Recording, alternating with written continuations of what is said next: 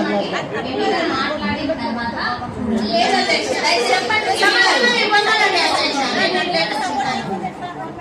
ఎండి గారు మాట్లాడాలి దయచేసి. ఒకటి ఫైనాన్స్ నుండి ఒకటి శాంక్షన్ చేసినారు జరిగింది అధ్యక్ష, కానీ మొదలు పెట్టకున్నారు. ఈ 3-4 మా పీరియడ్ అయిపోతుంది అధ్యక్ష. మా ఇంట్లో ఎప్పుడు జరుగుతాయి కదా అధ్యక్ష. సభకు నమస్కారం అధ్యక్ష. 4.5 years కంప్లీట్ అయిపోయింది అధ్యక్ష. ఇంతవరకు నా వార్డులో మున్సిపాలిటీ తరఫున ₹1 ఖర్చు లేదు అధ్యక్ష. నేను కూడా రాబోయే కొద్ది రోజుల్లోనే ప్రజలలోకి వెళ్లాల్సిన పరిస్థితి వస్తుంది అధ్యక్ష. నేను ప్రజలకు ఏ సమాధానం చెప్పాలి అధ్యక్ష? ఏబిఎన్ చర్చి దగ్గర రోడ్డు ఏమని నేను అడగని రోజు ఉండదు అధ్యక్ష. గౌరవ మినిస్టర్ గారి దృష్టికి కూడా తీసుకెళ్లడం జరిగింది అధ్యక్ష. అక్కడ శంకుస్థాపన టెంకాయ కూడా కొట్టారు. మన కమిషనర్ గారు కూడా వచ్చారు అధ్యక్ష. కానీ ఇప్పటి వరకు నాకు రోడ్ అయితే కంప్లీట్ కాలేదు. ఒక కాలువ కానీ ఒక రోడ్డు కానీ కంప్లీట్ కాలేదు. నేను కూడా అధ్యక్ష తోటి కౌన్సిలర్ల గారితో నేను కూడా నిరసన తెలియజేస్తున్నాను అధ్యక్ష. మాట్లాడండి.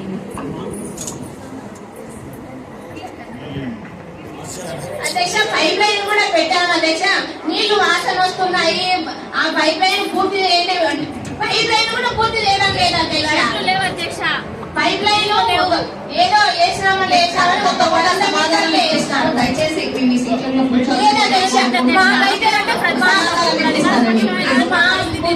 ఇతర పనులు జరుగుతున్నాయి అధ్యక్ష, కానీ మా వాటిలో జరగడం లేదు. మా వాటిలో అసలు జరగడం లేదు అధ్యక్ష. మా వాటిలో పనులు ఒకసారి మాట్లాడి మాకైతే మీరు అడిగారు సమాధానం చెప్పించాల్సిన అవసరం లేదు. ప్లీజ్ దయచేసి ఎంపీ గారితో మాట్లాడిస్తాను. మీరు దయచేసి లేకండి. ఎంపీ గారు మీకు ఏమన్నా ఈ వార్డులలోనే ఒక నిమిషం అండి మాట్లాడి. అవునండి నేను కొన్ని వాళ్ళకన్నా 10 లక్షల 20 లక్షల ఏదో ఒక వర్గంగా జరిగింది. నా వాటిలో ఏ రకంగా కూడా జరగలేదు అధ్యక్ష. ₹1,00,000 వరకు కూడా జరగలేదు. 5 ఏళ్ల కాలం పూర్తిగా వస్తా ఉంది. ఒక్క వర్క్ అంటే ఒక వరకు నేను ఈ రోజు వరకు చేసుకోలేకపోతున్నా. వాటిలో నీళ్లు పోతున్నాయి, ఇళ్లలోకి నీళ్లు పోతున్నాయి. ఆ సమస్యలు చెప్తానే ఉన్నా. నేను ఎలక్ట్ అయిన రోజు నుంచి ఈ రోజు వరకు చెప్తానే ఉన్నా అధ్యక్ష.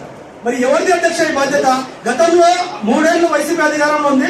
తర్వాత అధికారం మారిన తర్వాత కూడా ఇట్లా మీరు అనడం కాదు అధ్యక్ష. ఆ రోజు మీకు చెప్పడం జరిగింది. మీరేం చేయలేకపోయినారు. మీ దగ్గర అన్ని అధికారాలు ఉన్నా అన్ని ఉన్నా కూడా మీరేం చేయలేకపోయినారు. ఈ రోజు కూడా అదే పరిస్థితి ఉంది. మీరు చేసుకున్నప్పుడు ఒక్కొక్క వార్డులో 4-5 కోట్ల వరకు కూడా ఈ రోజు పని జరిగినాయి. ఎన్జిఓ కాలనీ కావచ్చు, యువక కాలనీ కావచ్చు, అక్కడ 4 కోట్లు 5 కోట్ల వరకు కూడా పనులు జరగడం జరిగింది. ఇంకోటి 28వ వార్డులో జరిగినాయి. ఇట్లా ప్రతి వార్డులో పని జరగడం జరిగింది. మా వార్డుకు వచ్చే లోపల ₹1,00,000 కూడా నా వార్డులో జరగలేదు. ఎందుకు ఇది వివక్ష అంటారా? ఏమన్నా మరి లేకపోతే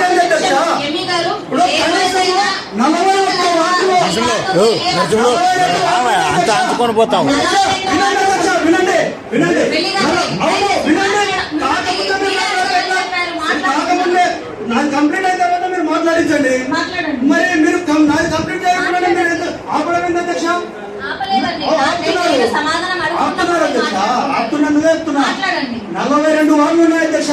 ప్రతి వార్డులో ఏదో ఒక రకంగా పని జరిగింది. నా వార్డులో ఎందుకు జరగలేదు? దానికి కారణం ఏంటి?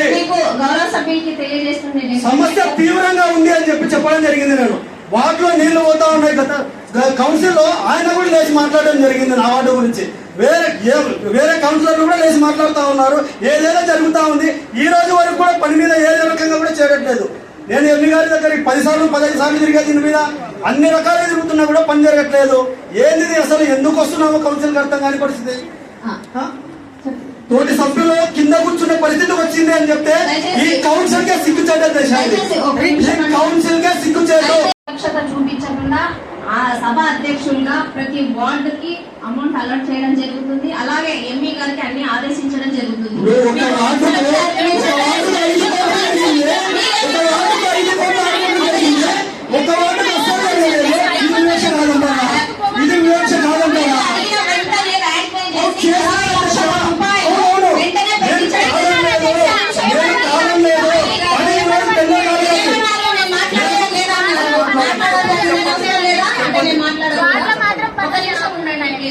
నేను ఎక్కడ వివక్షత చూపించకుండా మీ ఏదైతే మీరు వర్కులు అడిగారో వెంటనే కౌన్సిల్ కి తేవడము, నా డ్యూటీ. అలాగే ఏది ఉందో చూసుకోవడం అంటే క్రెడిటర్స్ పిలుస్తున్నారా లేదా చూసుకుంటున్నాము, మీ వార్డులలో విజిట్ చేస్తున్నాము. ఎక్కడన్నా ఎంఈ గారికి ఈ వార్డుకే వెళ్ళండి, ఈ వార్డుకి వెళ్ళలేదు అని ఏదైనా చెప్తే నేను వివక్షత చూపించినట్టు. కానీ ఏ రోజు ఏ వార్డు గురించి నేను అలా చెప్పలేదు. ఎంఈ గారు ఒక నిమిషం ఉండండి, వర్క్ జరగలేదు అని అంటే ఎంఈ గారు సమాధానం వాళ్ళు చెప్తారండి. మీరు వివక్షత చూపిస్తున్నారు అని మాట చెప్పొద్దండి అని దయచేసి చెప్పొద్దని మాకైతే అలాగే అనిపిస్తుంది కదా తెలుసా? ఒక్క వార్డులో 5-6 కోట్లతో పని జరిగిపోయింది. నా వార్డులో ఒక్క లక్ష అవును. చెప్పండి.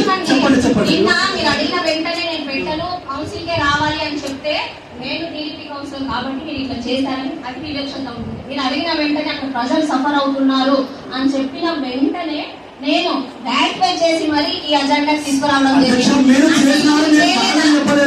మీరు చేసినారు.